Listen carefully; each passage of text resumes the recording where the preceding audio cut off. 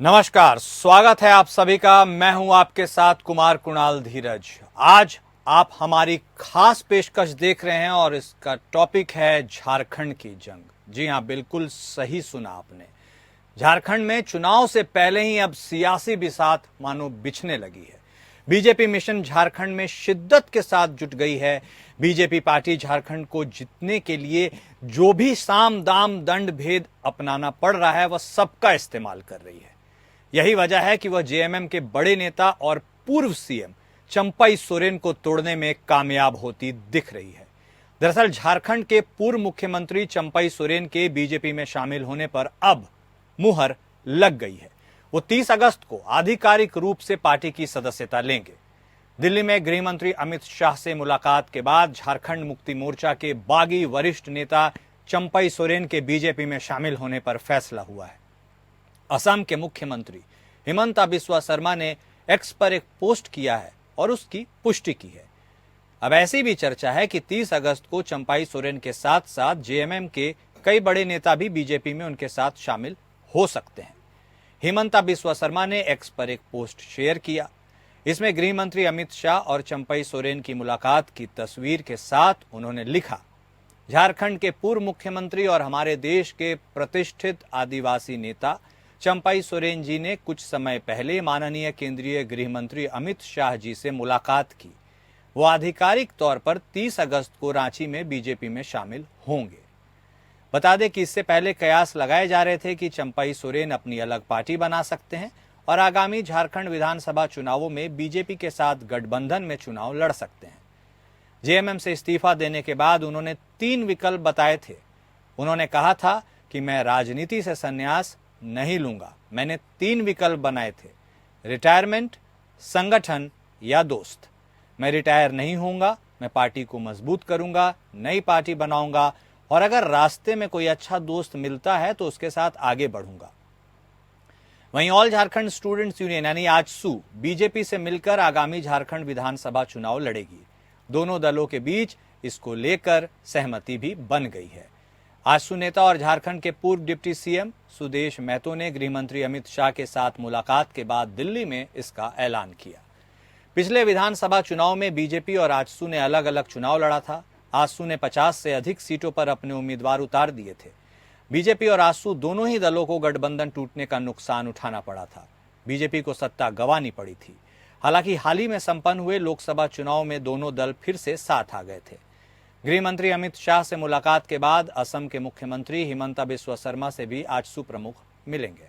इसके बाद जल्द ही झारखंड में सीट बंटवारे पर एनडीए की अंतिम घोषणा होगी।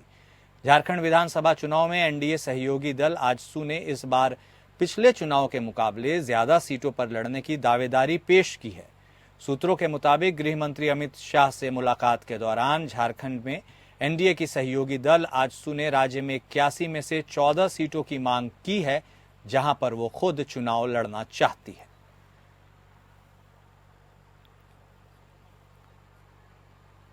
तो झारखंड में सियासी उठापटक के बीच लगातार एक के बाद एक वादे और दावे किए जा रहे हैं और ऐसे ऐसे खुलासे होते हुए सामने आ रहे हैं जिसकी कल्पना शायद 6 महीने पहले तो किसी ने नहीं ही की होगी। कौन भूल सकता है चंपई सोरेन का वो ट्वीट जिसमें उन्होंने अपनी वेदना स्पष्ट की थी। कौन भूल सकता है 31 जनवरी को रात भी जब मुख्यमंत्री हेमंत सोरेन को, पूर्व मुख्यमंत्री हेमंत सोरेन मौजूदा मुख्यमंत्री, जब उनको गिरफ्तार किया गया था, उन्होंने इस्तीफा देकर सबसे वरिष्ठ नेता चंपई सोरेन को कमान सौंपी थी। चंपई सोरेन मुख्यमंत्री बने।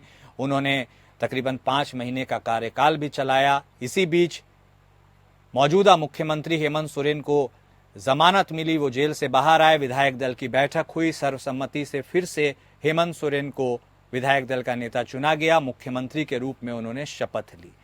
लेकिन उसके बाद अचानक ऐसा क्या हो गया? और इस बीच में एक और अहम बात भी हुई। शिक्षा मंत्री के रूप में चंपई सोरेन भी कैबिनेट मंत्री बने।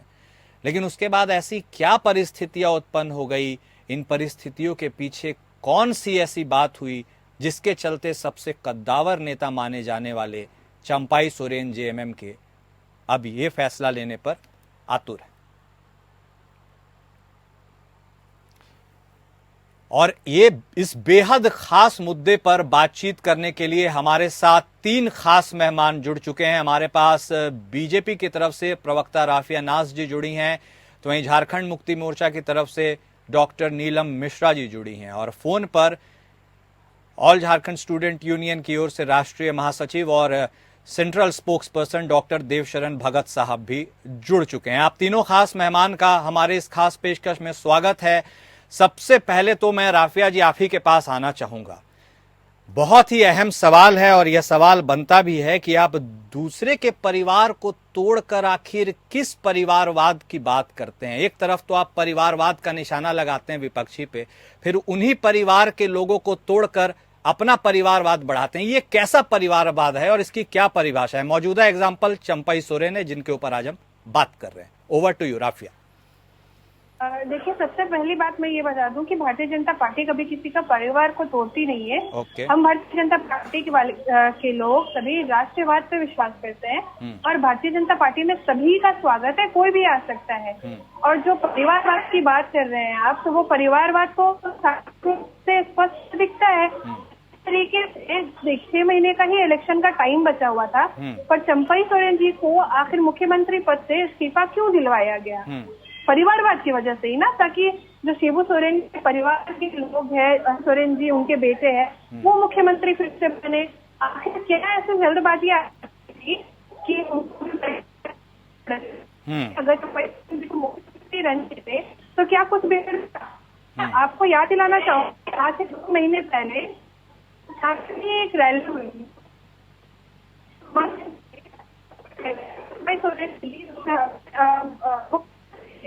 तो आपको याद हो। आपकी आवाज प्रॉपर तरीके से राफिया नहीं पहुंच रही है। आप हो सकता है थोड़ा सा नेटवर्क के क्षेत्र में आए, हम आपसे दोबारा जुड़ने की कोशिश करते हैं। कनेक्टिविटी की कुछ इशू है, लेकिन इसी बीच हमारे साथ डॉक्टर नीलम मिश्रा भी बनी हुई हैं। डॉक्टर नीलम मिश्रा, एक सवाल तो आपसे बनता है और वो बेहद अहम है कि क्या जेएमएम अपने पार्टी के भीतर ही बगावत को भांप नहीं पाई, या इस तरह की जो कड़ी खुलकर सामने आई सबसे वरिष्ठ नेता, वरिष्ठतम नेता में से एक की, और अब तो 30 अगस्त को बीजेपी में भी शामिल हो रहे हैं चंपई सोरेन कोल्हान टाइगर। ऐसे में यह क्या वजह हो गई कि जेएमएम अंदरूनी कलह को नहीं भांप पाई? कोई विवशता, कोई मजबूरी? डॉक्टर नीलम। देखिए कुणाल जी, मैं बता देना चाहती हूँ कि चंपई सोरेन जी का जो ये प्रकरण है वो वाकई आश्चर्यचकित है, क्योंकि शुरू से ही इनको पार्टी में अलग दर्जा मिला है, सम्मानजनक जगह दिया गया है। हमेशा विधायक का चुनाव ये लड़े हैं, विधायक बने हैं, सांसद का चुनाव इनको लड़ाया गया। जब कभी भी सरकार बनी हमेशा ये मंत्रालय में रहे। आपको पता होगा कि अभी भी जब हेमंत सोरेन जी सरकार में आए, उनको फिर से मुख्यमंत्री बनाया गया, तो पुनः उनको कैबिनेट में रखा गया और वो बिल्कुल खुशी से वो कैबिनेट में थे। अगर वो नाराज रहते, किसी तरह का उनके अंदर अगर जैसा कि वो बता रहे कि हमको तिरस्कार किया गया, अपमानित किया गया, अगर उस तरह का रहता तो ये रवैया तो उसी समय उनका होना चाहिए था। लेकिन उन्होंने खुशी खुशी मंत्रालय को अपनाया और वो कैबिनेट में शामिल थे। लेकिन बात है कि किस तरह से बीजेपी तोड़ फोड़ की राजनीति करती है, ये किसी से छुपा नहीं है। अभी के समय में किसी भी प्रकार से उनको पार्टी तोड़ना है, दल तोड़ना है और जितने भी विपक्ष है उसको बर्बाद करने का ये एक मुहिम चला रहे हैं। तो मैं भाजपा को ये बता देना चाहती हूँ कि उनका ये मुहिम झारखंड में सफल नहीं होने वाला है, क्योंकि देखिए एक सवाल उठता है कि आखिर क्या कारण था कि 3 महीना या 4 महीना बाकी है और हेमंत सोरेन जी फिर से मुख्यमंत्री बने। तो ये सवाल ये लोग करते हैं जिनको संवैधानिक पद्धति पता ही नहीं है। इनको पता होना चाहिए कि 2019 का चुनाव जो यहाँ लड़ा गया था वो हेमंत सोरेन जी के नेतृत्व में लड़ा गया था और उनको मुख्यमंत्री कैबिनेट के विधायक बनाते, विधायक दल के नेता उनको अपना नेता चुनते। तो अगर चंपई सोरेन जी को चुन लिए रहते तो चंपई सोरेन जी मुख्यमंत्री बन गए रहते। अभी आपको पता होगा कि जिस प्रकार से षड्यंत्र के द्वारा उनको फंसाया गया और जिस तरह से जेल से उनको बेल मिला और इतना खूबसूरत टिप्पणी के साथ कि ना वो प्रत्यक्ष रूप से ना ही अप्रत्यक्ष रूप से किसी प्रकार के केस में संलग्न थे और उनको फंसाया गया। तो ऐसे में मान लीजिए एक निर्दोष मुख्यमंत्री जी, विवशता से मुख्यमंत्री का त्याग पत्र देना पड़ा था, वो अगर आते हैं और विधायक दल के लोग बैठक बुलाते हैं और वो तय करते हैं कि पुनः हमारे मुख्यमंत्री हेमंत सोरेन जी होंगे और इन्हीं के नेतृत्व में 2024 का चुनाव लड़ा जाएगा, तो इसमें गलत क्या है? मैं ये पूछना चाहती हूँ। ठीक है, जवाब ले लेते हैं डॉक्टर। मैं जल्दी से 10 सेकंड कंप्लीट कीजिए।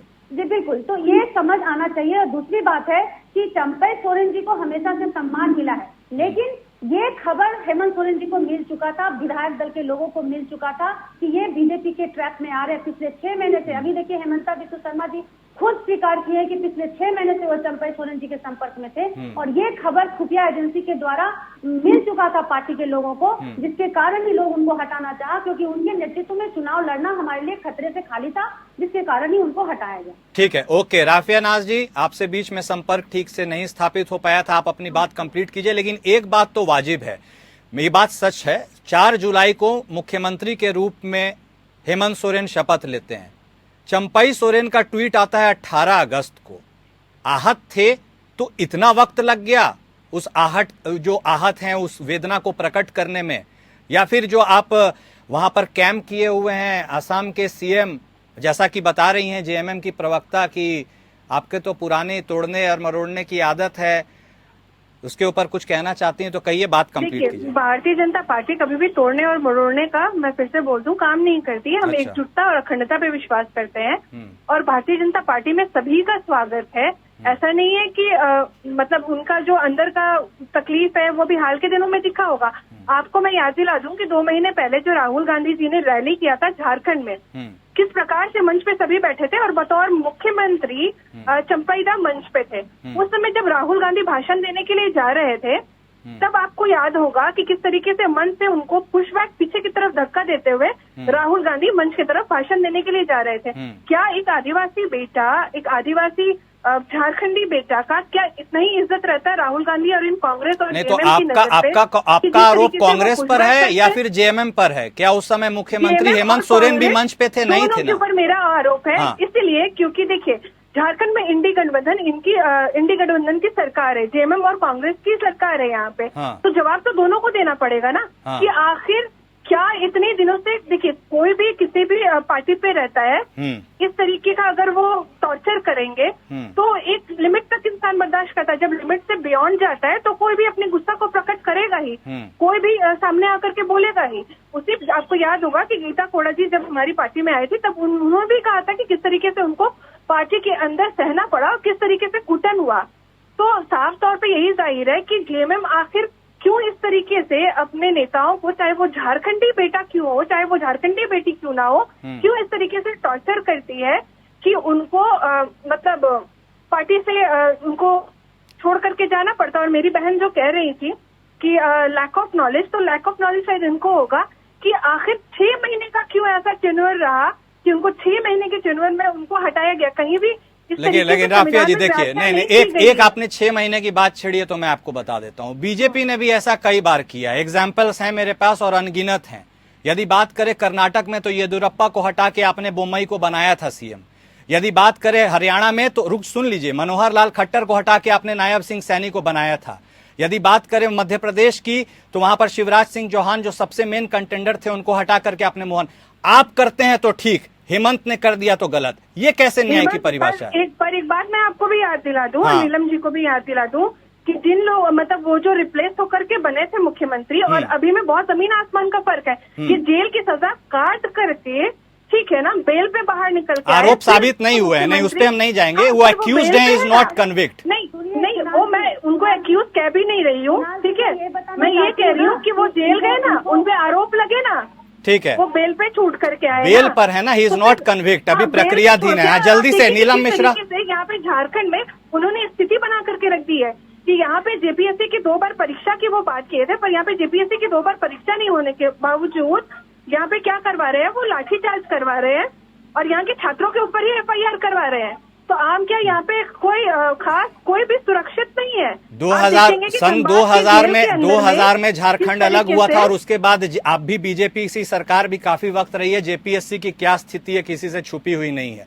तो चलिए ठीक है, जल्दी से ये जिन वादों के साथ आए थे मैं वो याद दिला दे रही। नहीं ठीक है कि इनके सरकार में छात्रों में जिस तरीके से एफआईआर किया गया वो कहाँ तक सही है। ठीक है, ओके, ठीक है, अभी हम मुद्दे पे रहते हैं। जल्दी से जवाब दीजिए, जल्दी से जवाब दीजिए नीलम मिश्रा जी। उसके बाद देवशरण भगत भी हमारे साथ जुड़े, उनके ऊपर भी आंसू का टेक लेंगे। भाजपा की प्रवक्ता जिस तरह से बयानबाजी कर रही है यहाँ पे, इनको पता ही नहीं है कि 2000 से लेकर के 2019 तक भाजपा यहाँ पे सत्ता शासन में कायम रही और झारखंड को लूट खसोट का एक राज्य बनाया और पूरी तरह से झारखंड को भाजपा खंडर बना दिया। जहाँ तक जेपीएससी का बात बता रही हूँ, इनको मालूम होगा कि रघुवर दास के समय तक एक भी जेपीएससी एग्जाम कंडक्ट नहीं करवा पाया था और वही मुख्यमंत्री हेमंत सोरेन जी छह बार जेपीएससी का एग्जाम करवाए हैं और लगातार वो काम कर रहे हैं। और चलिए छात्रों ठीक की है, बात ये करते हैं, इनका समय भूल गए कि किस तरह से छात्रों पे डंडा चला था, किस प्रकार से पारा टीचरों पे डंडा चला था, किस प्रकार से आंगनबाड़ी की सेविकाओं पे डंडा चला था, ये भूल गए हैं। कौशल विकास के नाम पे और हाथी उड़ाव के नाम पे पूरा झारखंड को लूटा है ये लोग और लूटखंड बना दिया झारखंड को। और अच्छा ठीक है कुणाल जी, मैं और एक बात बताना चाहती हूँ, जल्दी। आदिवासी की बात ये लोग करते हैं ना, ये लोग सही मायने में अगर देखा जाए तो आदिवासियों का शोषण करना, आदिवासियों का अपमान करना, आदिवासियों का तिरस्कार करना इनके रगों में है। ठीक है, ओके, पॉइंट टेकन। हम इस टॉपिक पर बने रहेंगे, लेकिन हाँ नहीं ठीक है, हो गया। किस प्रकार से सुनील सोरेन को ओके, टिकट वापस ले लिया गया, क्या वो बीजेपी समझ गया, इस पे हम रहेंगे। अपमानित नहीं किया? नीलम, डॉक्टर नीलम, एक मिनट, डॉक्टर देवशरण भगत साहब भी बहुत देर से इंतजार है। सर, आपकी तो एक अलग ही कहानी है, उसमें क्या बोले, 2014 में आप साथ में चुनाव लड़ते हैं, 2019 में फिर अलग हो जाते हैं, अब 2024 में फिर से साथ हो रहे हैं, लोकसभा में साथ हो जाते हैं, विधानसभा में अलग हो जाते हैं। स्टैंड क्या है सर, क्लियर तो कर दीजिए। तो आप क्या सोचते हैं कि परमानेंटली हम एक के साथ रहते रहे? हम लोग तो चाहते हैं कि झारखंड में बेहतर सरकार बने। अगर सरकार झारखंड में अगर स्थिर चल रही है 5 वर्ष तक, इससे पहले सरकार बनती थी, गिरती थी, चलती नहीं थी। आप ये भी देखे होंगे झारखंड में 24 साल के इतिहास को थोड़ा देखे सरकार चलने का, तो पहले शुरू में बनता था, चलता नहीं था। अब 5 साल की सरकार चल रही है, इसमें अगर किसी की भूमिका है तो आजसू पार्टी की भूमिका है। आप हमारी कह रहे हैं कि आप इधर रहते हैं, उधर रहते हैं, हम पोस्ट अलायंस भी किए हैं, प्री अलायंस भी किए हैं। सर, आप लेकिन किंग मेकर वाली भूमिका में रहना ज्यादा पसंद करते हैं क्या? कोएलिशन एक मजबूरी है आपके लिए?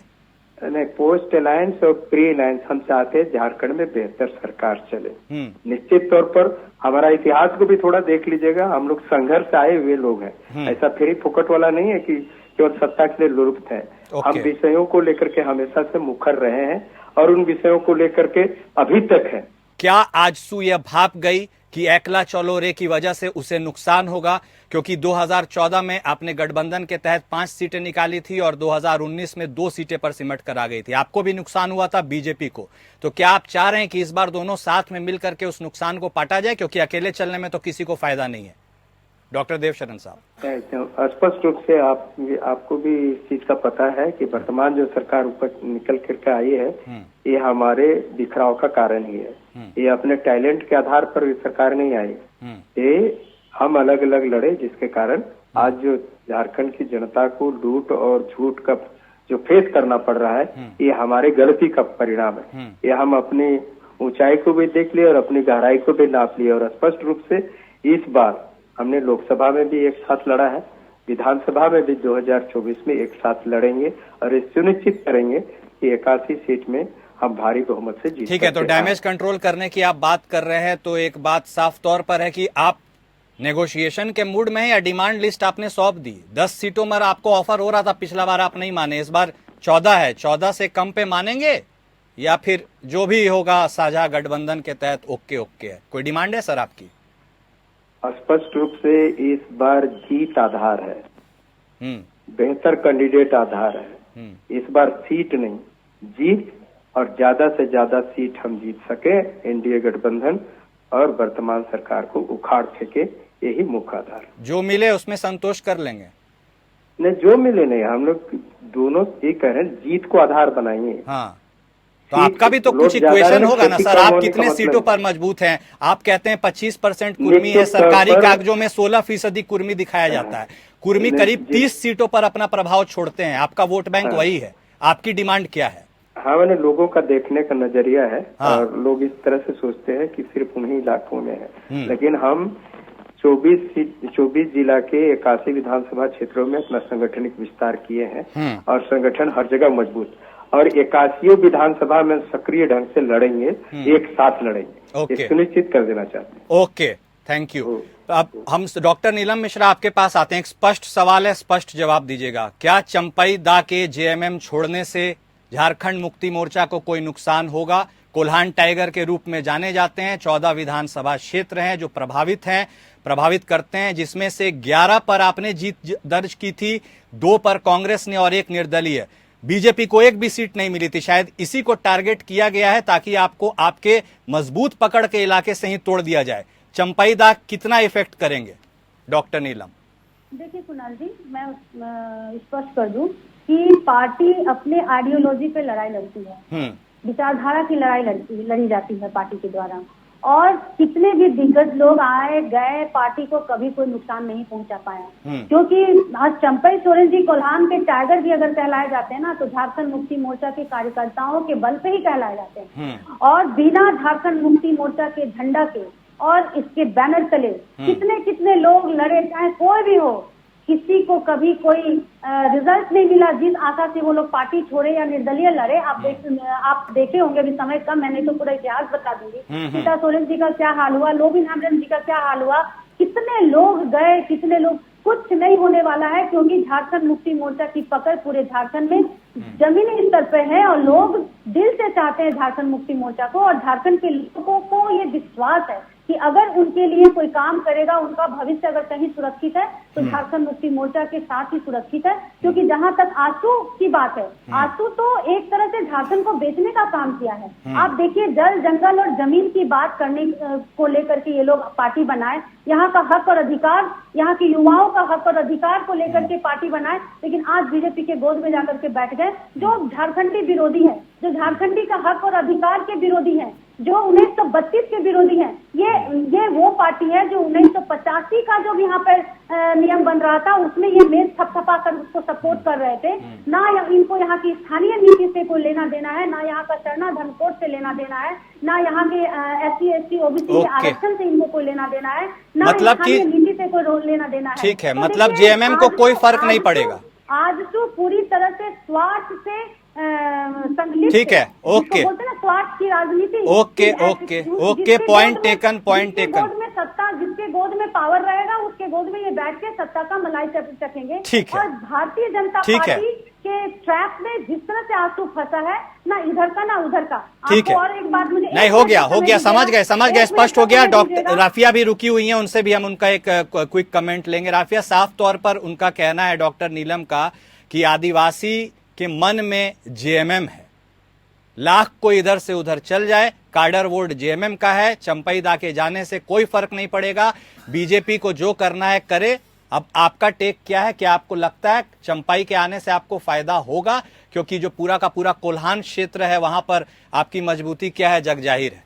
राफिया, देखिए, जिस तरीके से नीलम जी कह रही हैं कि मतलब उनको कोई लॉस नहीं हुआ, या फिर उन्होंने मतलब उनके नजर में वो आदिवासी भाई बहनों को इज्जत देती है, तो ये साफ तौर पे पूरी जनता को ये स्पष्ट है कि भले ये आदिवासी बोलते हैं कि हम आदिवासी भाई बहनों की सरकार है, पर ये आदिवासी भाई बहनों की अगर सरकार होते तो सिर्फ ये लाठीचार्ज की सरकार नहीं होते। आपको मैं याद दिलाना चाहूंगी, नीलम जी को भी याद दिलाना चाहूंगी, जब केंद्र में कांग्रेस की सरकार थी, तब यहाँ से सुदर्शन भगत जी ने नियोजन नीति को लेकर के मांग किया था। तब इन लोगों ने, इंडी गठबंधन वालों ने वहाँ पे मांग पूरा नहीं किया था, और आज ये नियोजन नीति को लेकर के जगह जगह में रोना रोते हैं और मतलब सिर्फ झारखंडी भाई बहनों को बेवकूफ बनाने का काम करते हैं। ये सिर्फ और सिर्फ सत्ता और सत्ता के लालच में यहाँ पे बैठे हैं ये जेएमएम वाले लोग। ठीक है, नियोजन नीति की बात किसी और दिन करेंगे, लेकिन एक बात आप भी समझ लीजिए। नहीं, एक मिनट डॉक्टर नीलम, हो गया, एक मिनट। एक बात स्पष्ट है, आप भी समझिए कि आपने लोगों को दूसरे पार्टी से लेकर अपने पार्टी में लाया। एनसीपी के अजीत पवार भी एग्जाम्पल है, कई एग्जाम्पल है, उससे बीजेपी को कोई खास फायदा हुआ नहीं है। अब यह देखना दिलचस्प होगा कि झारखंड में ऊंट किस करवट बैठता है। आप तीनों हमारे साथ जुड़े, आपने तीनों ने अपनी बात रखी, आपका बेहद शुक्रिया। तो बात बहुत अहम है, झारखंड में होने वाले हैं चुनाव, और चुनाव हर पार्टी जीतनी चाहती है, सरकार बनानी चाहती है, लेकिन जीत जनता की होगी, जनता जिसे पसंद करेगी, जिसके काम को पसंद करेगी। अब कसौटी पर इन तीनों को कसा जाएगा, और कौन निकलकर सामने आता है और कौन बनता है झारखंड का चैंपियन, इसके ऊपर होगी सबकी निगाहें। फिलहाल मेरे साथ इस खास पेशकश में इतना ही। नमस्कार।